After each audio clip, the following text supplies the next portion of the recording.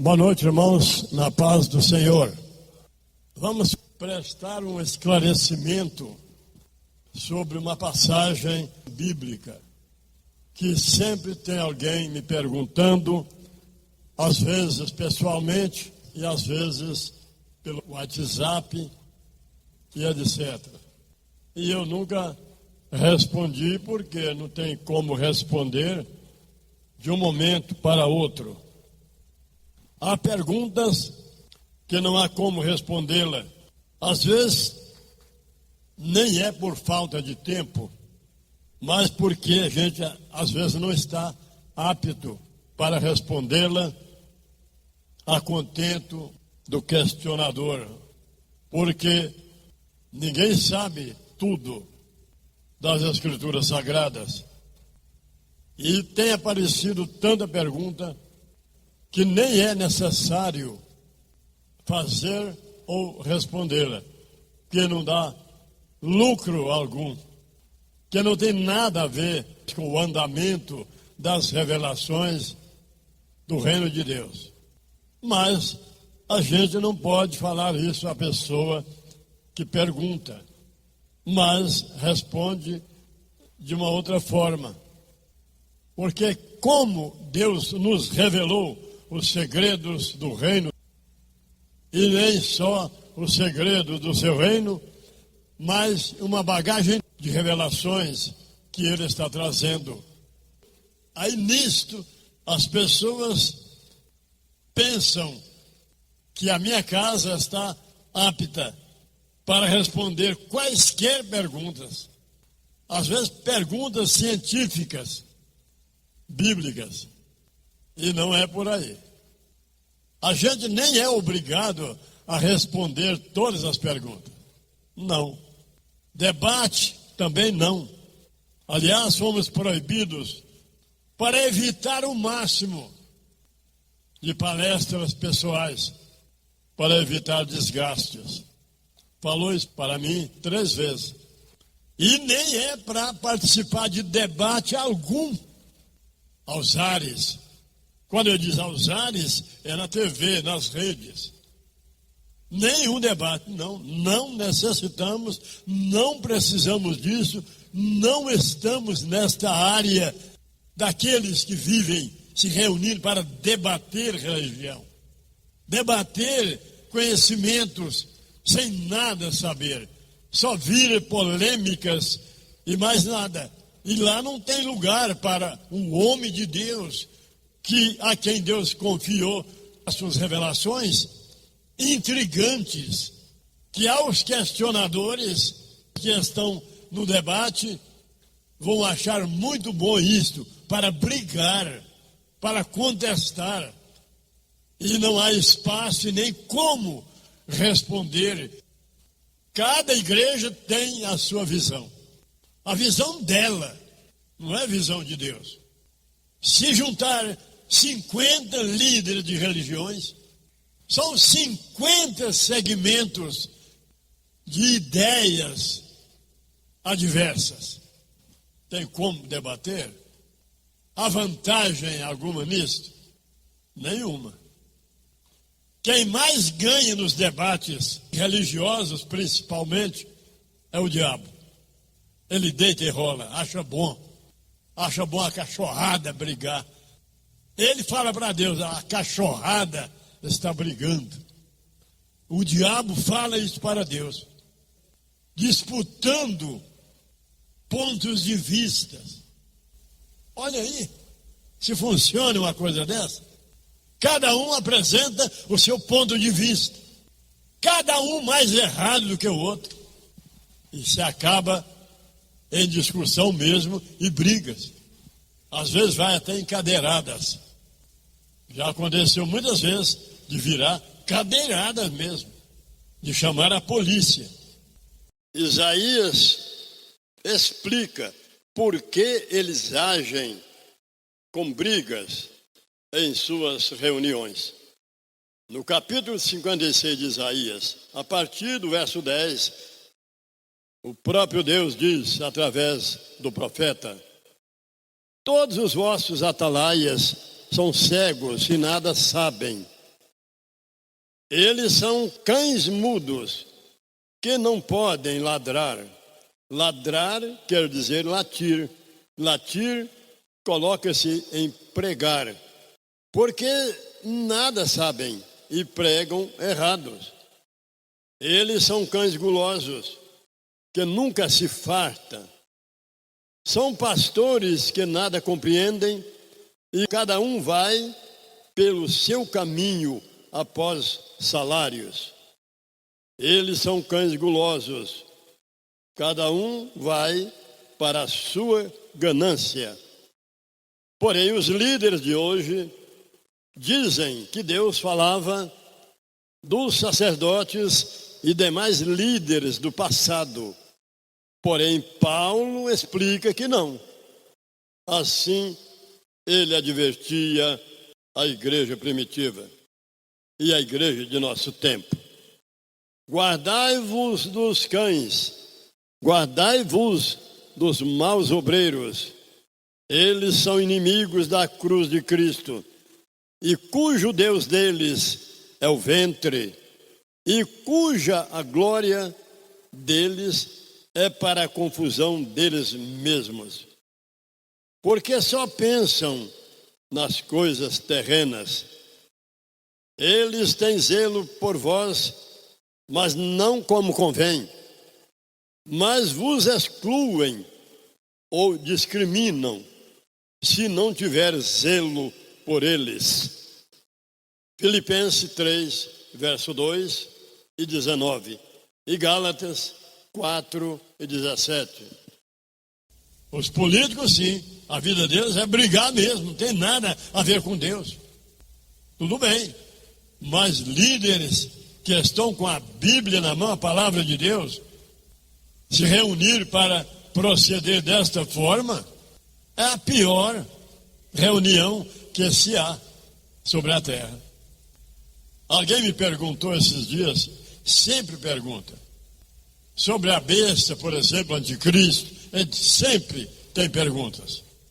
Mas a pergunta que está sendo repetida é por que a marca da besta, o sinal da besta, é 666.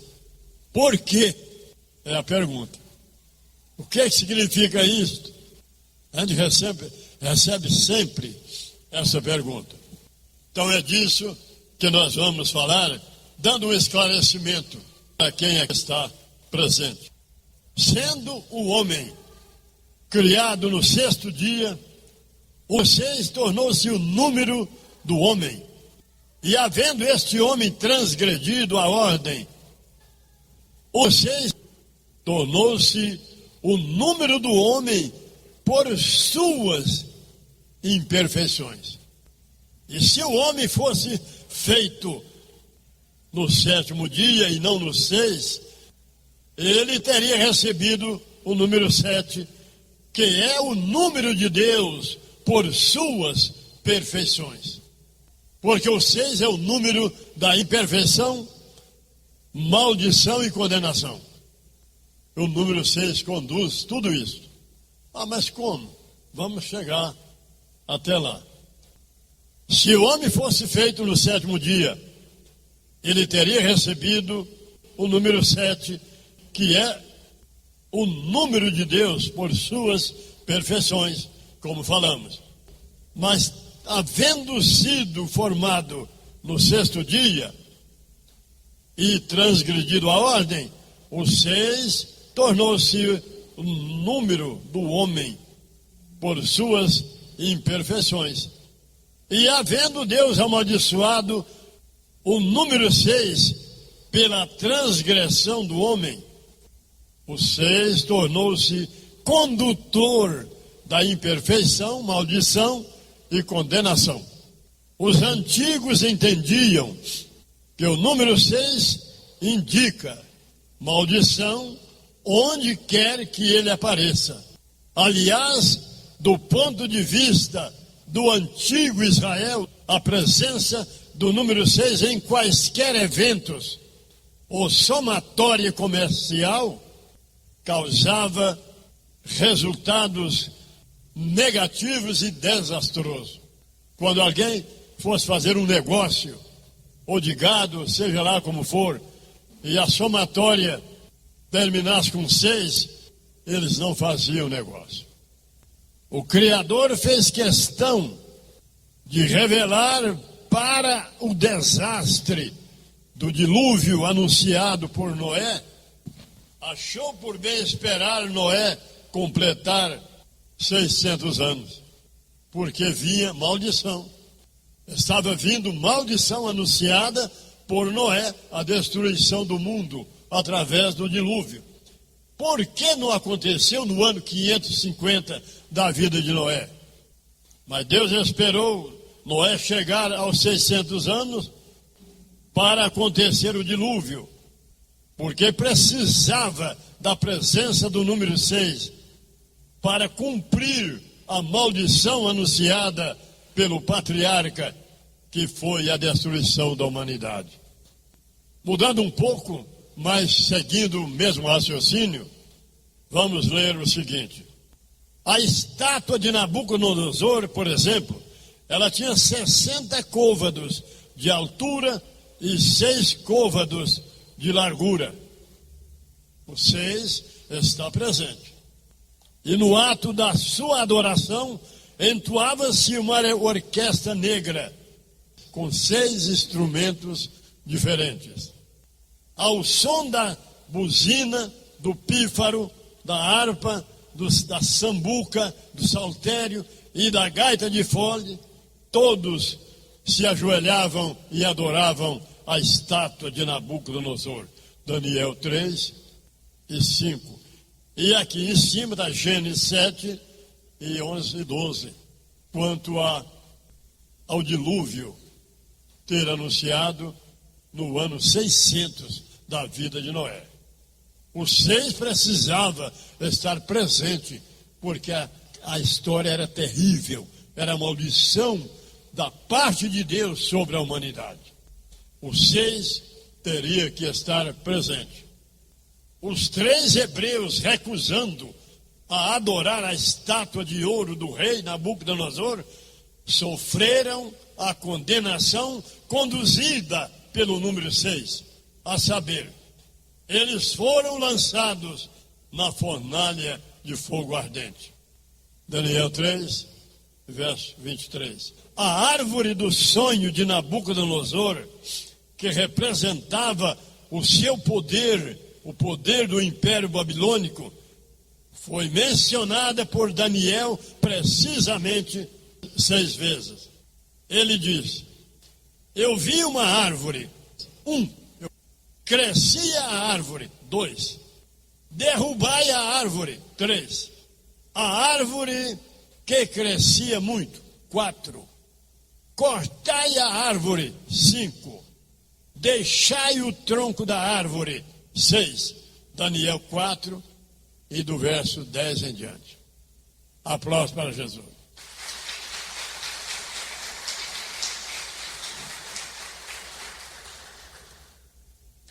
O nome Babilônia no livro de Apocalipse é citado exatamente 6 vezes.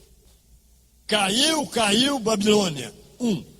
Lembrou-se Deus da grande Babilônia. 2. E na sua testa está escrito o nome mistério, Babilônia. 3.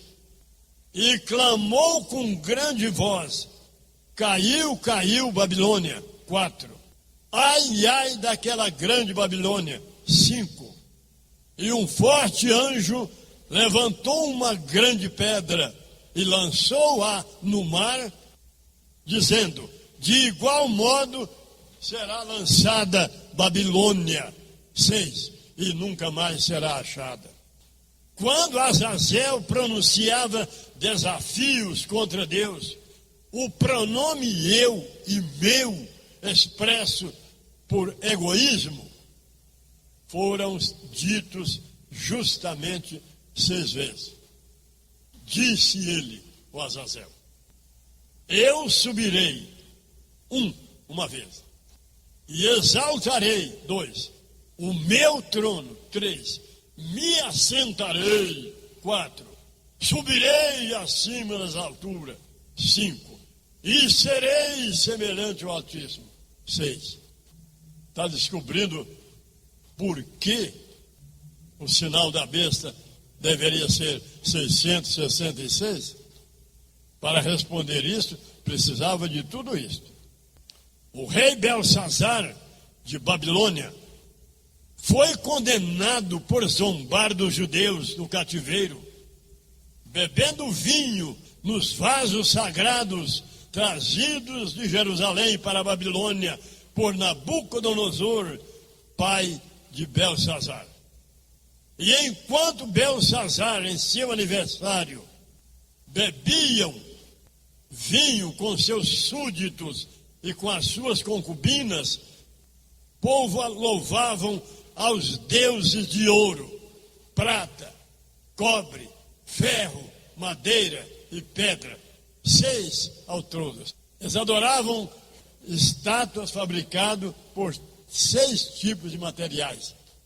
Eles adoravam os deuses de ouro, de prata, de cobre, de ferro, de madeira e de pedra, 6 ao todo. O peso do ouro que era trazido ao rei Salomão a cada ano era de 666 talentos de ouro. 1 Reis 10 e verso 14. Não é razoável crer que todos os anos a extração do metal levado ao rei Salomão fosse estrita e precisamente 666 talentos de ouro.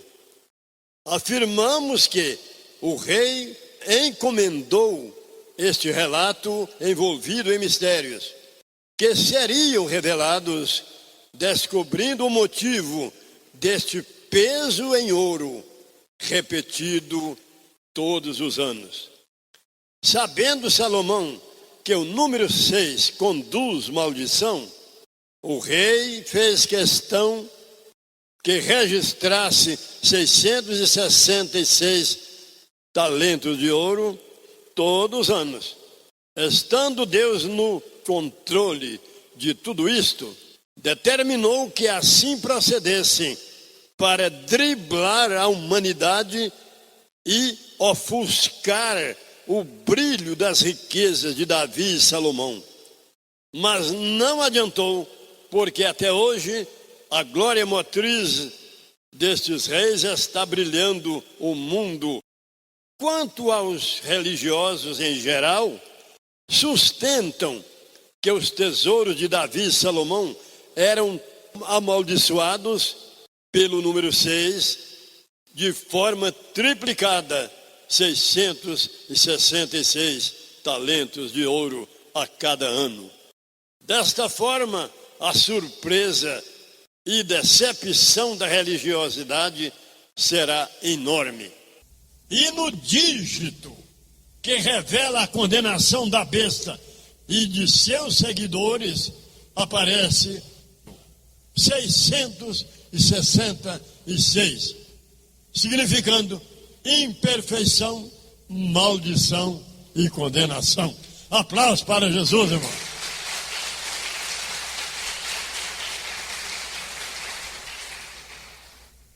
Terminou o esclarecimento. Entenderam a profundidade e que o número 6 é realmente amaldiçoado por Deus. Não adianta pensar que isso é um ritual dos feiticeiros. Pelo contrário, os feiticeiros queriam dizer que o 7, que era o número do diabo. Todo mundo fala, o mundo católico, ensinado pelo Vaticano, porque o Vaticano, percebendo que estava perseguido pelo número 6, ele ensinou ao mundo de que o número 7 é o número da maldição, o número do mentiroso, o número da mentira. É ou não é? Enquanto que é o número de Deus. E o número da mentira, da maldição, é o número 6, perseguindo o Vaticano. 666 é o seu carimbo. Mais aplausos, irmão.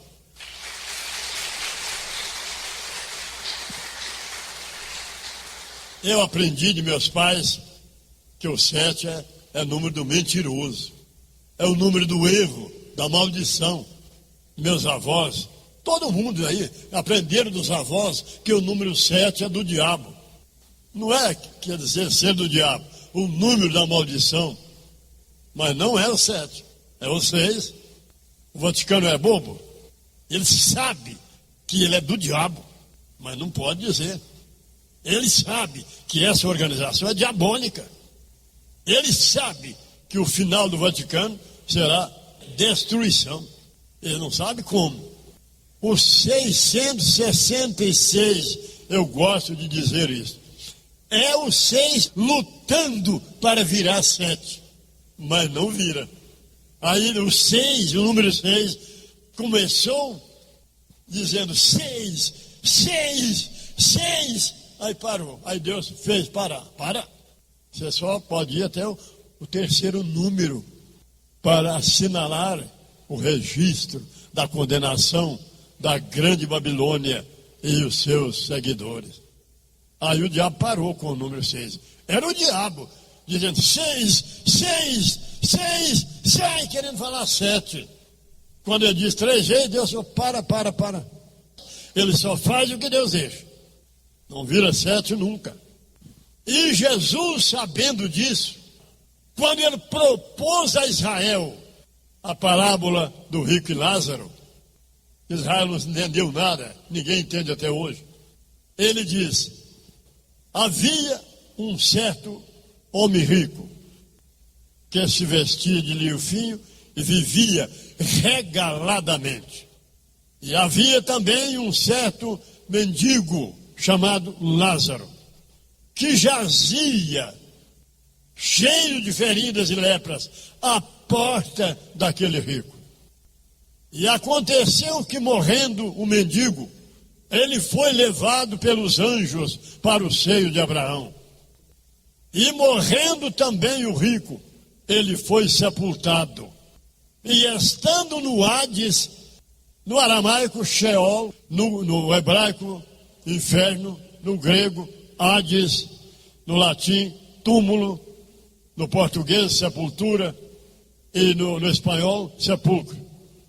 Tudo é aquele buraco onde coloca-se um caixão cheio com uma pessoa ali dentro. E agora ele diz: e morrendo também o rico, ele foi sepultado. Já está explicando que foi sepultado.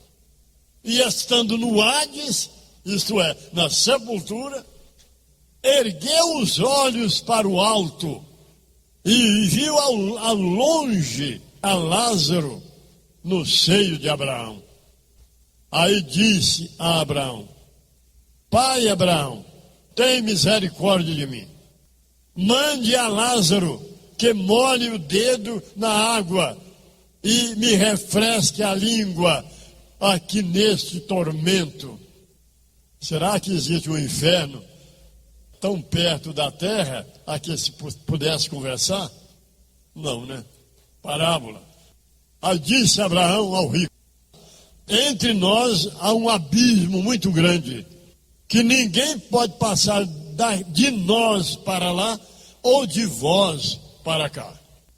O Abraão da parábola respondendo ao rico. Aí disse-lhe o rico: não, pai Abraão, então mande que vai à casa de meu pai, porque eu tenho 5 irmãos que estão sentenciados a este lugar de tormento, para que eles dê testemunho e pregue, e eles não venham para este lugar.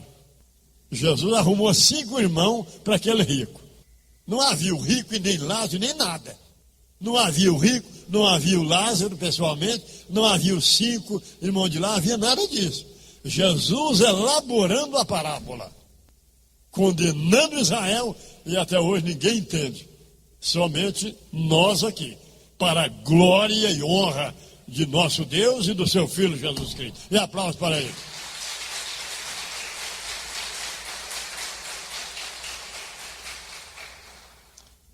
Aí disse-lhe o rico: mande que alguém vá à casa de meu pai e dá testemunho aos meus irmãos porque eu tenho 5 irmãos, para que não venha para este lugar de tormento. Aí disse-lhe Abraão, da parábola: eles têm a lei de Moisés e os profetas. Quanto a ti, ouça-nos, escute a mim e a Lázaro. Nós está aqui do meu lado. Eles lá têm Moisés, as leis de Moisés e dos profetas.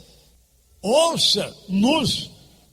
Não, pai Abraão, dizendo o rico no tormento, mas mande que ressuscite um dos mortos, porque vá e os convença e não venha para cá.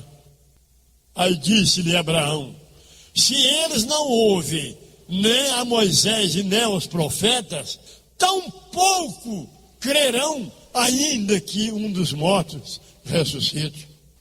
Aí termina o dito da parábola. Por que que ele arrumou 5 irmãos para aquele rico? Jesus usou os 5 irmãos do rico e com eles 6, para que esse número conduzisse a maldição de Deus a Israel. O rico tinha 5 irmãos, o rico é que falou. Aí terminando aí a parábola, Deus providenciou a doença de Lázaro e a morte de Lázaro, agora é literal. Jesus querendo provar na cara dos judeus que ainda que ressuscitasse à vista deles, não ia resolver. Aí Jesus disse aos apóstolos: vamos a Betânia visitar o nosso amigo Lázaro, porque ele dorme. Aí Pedro disse-lhe: ai, Senhor, mas se está dormindo, então ele está salvo. Ele disse: não, Lázaro morreu. Eles não entenderam, os apóstolos, porque Lázaro dorme e eu vou despertá-lo. Vamos para Betânia, onde morava Lázaro e a Maria e a Marta.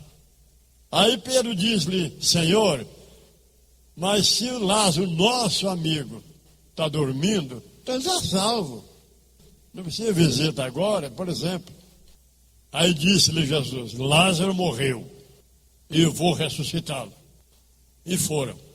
Chegaram lá, Maria e Marta, irmãs dele, vieram: Senhor, Senhor, se o Senhor tivesse aqui, nosso irmão não teria morrido. Que elas sabiam que ele havia ressuscitado várias pessoas. Mas ele estava lá para Galiléia. Ele disse: onde o puseste? E ela respondeu, Maria: Senhor, já cheira mal há 4 dias. Ele disse: eu sou a ressurreição. Se alguém crer em mim, ainda que esteja morto, viverá. Vamos lá. Mas não foi na hora, não.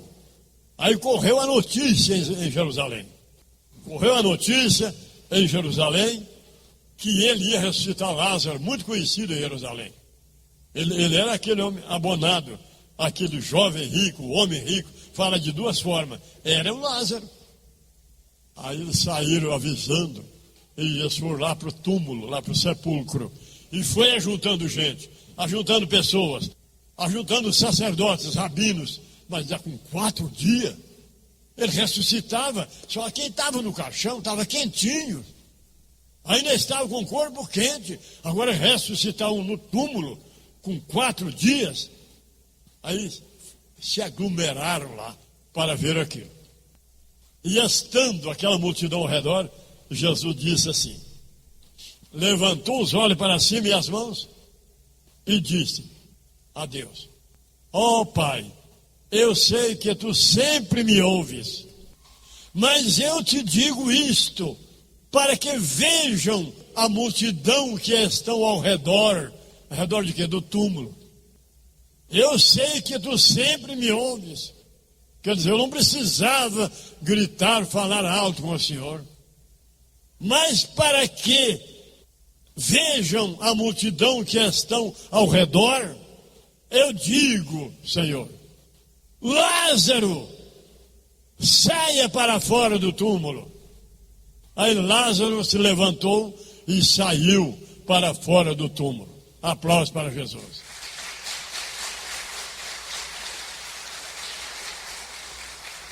Deus falou com Jesus Eles viviam em contato. Olha, elabora uma parábola e usa lá um fictício nome de Lázaro, que é o mendigo. Porque a palavra Lázaro significa, do hebraico, ajudado por Deus. E no grego, quem Deus ajudou, ou ajudado por Deus. Aí ele tomou aquele nome Lázaro para servir de duas coisas. Para representar os gentios, o Lázaro, leproso. E para depois ele ressuscitar um Lázaro, literal, para fechar a parábola na cara deles. Aí muitos dos sacerdotes que ali estavam se reuniram, está escrito assim, para ver se haveria milagre. E muitos dos que nele creram e se juntaram não só para vê-lo, mas para ver a Lázaro, a quem ele ia ressuscitar. Aí os sacerdotes e os escribas e os principais entraram no acordo de matar também a Lázaro, porque muitos, por causa de Lázaro, criam em Jesus Cristo. Aplausos para Jesus, irmão.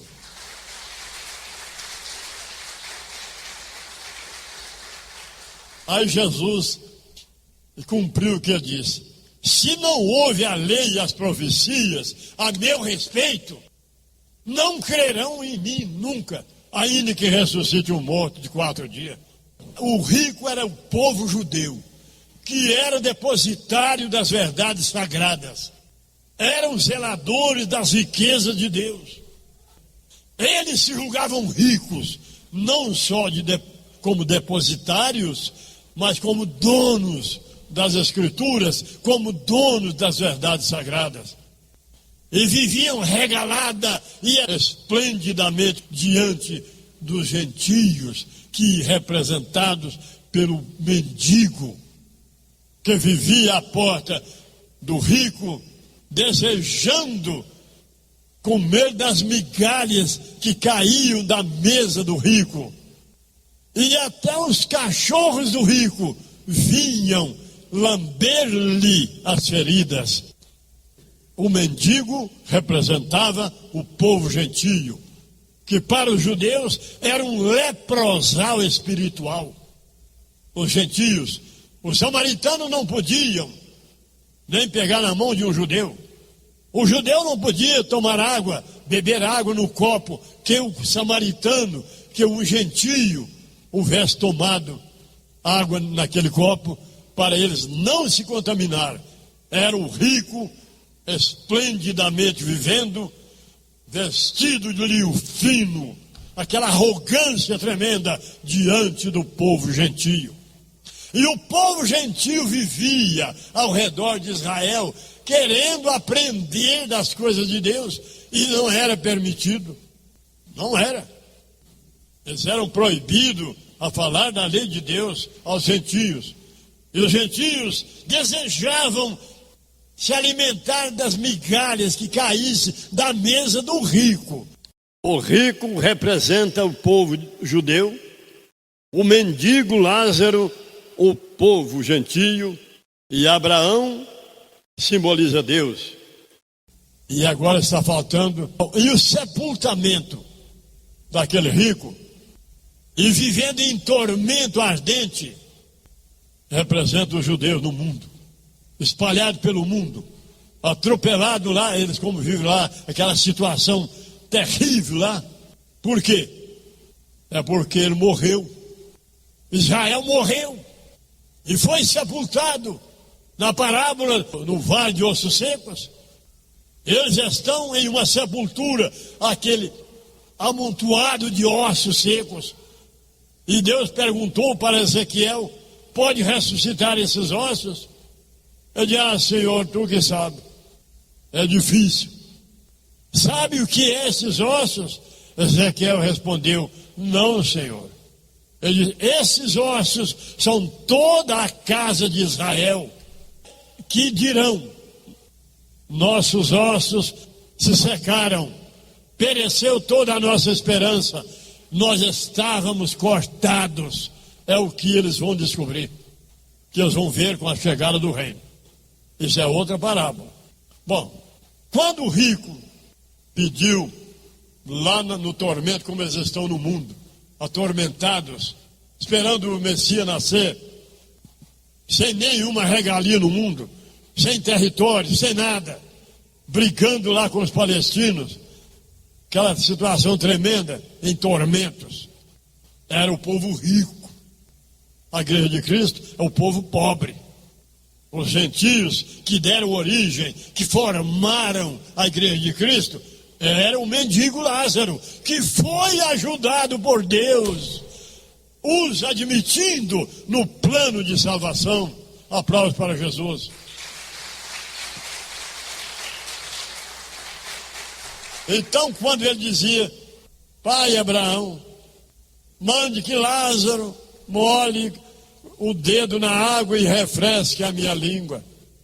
Está chegando o momento do povo judeu dizer para o Lázaro, que foi ajudado por Deus, o Lázaro leproso, que formou a igreja de Cristo, está chegando o momento do povo Israel dizer, ó meu pai Abraão, Deus do céu, mande que esse povo cristão refresque a nossa língua. Nós estamos cortados, pereceu a nossa esperança, Abraão.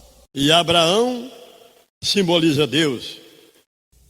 E aquele pobre, aquele mendigo morreu e foi levado pelos anjos para o seio de Abraão. Onde é o seio de Abraão? Jesus explica logo em seguida. Ele disse aos apóstolos, e naquele tempo virão muitos do Oriente, do Ocidente, do Norte e do Sul, e assentar-se-ão à mesa do reino de Deus, com Abraão, Isaque e Jacó, e os filhos do reino judeus ficarão fora dele. Aplausos para Jesus, irmão.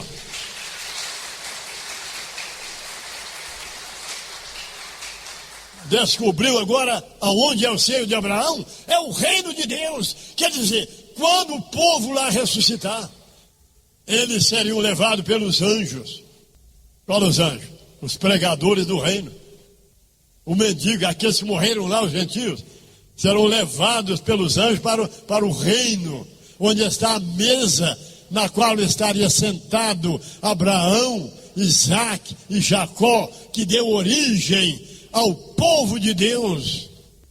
Aonde veio parar o seio de Abraão? O que é seio? Colo, regaço, acolhida, amor. Vou fazer uma pergunta. Eu misturei duas coisas, precisei da explicação do número 6 para também aproveitá-la na pronúncia de Jesus a respeito da condenação de Israel. Porque o rico tinha 5 irmãos, com ele 6. Esse número, Jesus o empregou naquela parábola, conduzindo a condenação de Israel. O número 6 só conduz maldição, imperfeição e condenação. Como Jesus era sábio, ele diz, e o rico dizia, eu tinha 5 irmãos. Eu acho que Jesus dava risadinha quando ele estava falando essa parábola, olhando na cara do sacerdote. E o rico no tormento dizia, eu tenho 5 irmãos. Os judeus nem sonhavam o que é que ele estava dizendo. Daí a necessidade das interpretações através das revelações trazidas pelo reino de Deus, para que os judeus, esse povo que assassinou o nosso Redentor, para que eles entendam que eles foram mesmo condenados. Eles não foram condenados por Deus. Eles se autocondenaram, matando o seu filho, Jesus Cristo, e rejeitando as leis de Moisés e as profecias dos profetas, que indicava o nascimento dele, do Filho de Deus. Amém? Vamos dar, irmãos, um aplauso final para Jesus.